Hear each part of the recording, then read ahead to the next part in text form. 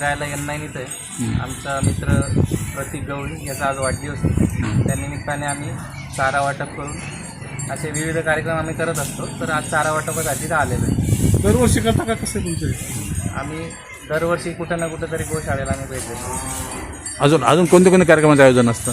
आम्ही प्रसाद वाटप किंवा असं सामाजिक कार्यामध्ये रक्तदान शिबिर वगैरे हे ते. बरोबर. किती चारा वाटप होतात? आत्ता चारा वाटप आम्ही 10-12 पेंड्या होते, जेवढं अवेलेबल होतं तेवढं केलं आम्ही. कितवा वाढदिवस आहे भाऊचा? तुमचं आता सांगा. 29-30. बरं.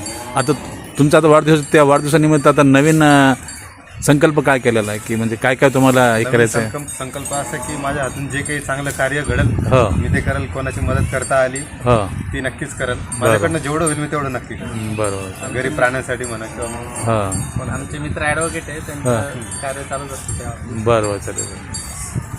तुम्ही काय म्हणा, तुमच्या मित्रांनो तुम्ही शुभेच्छा द्या.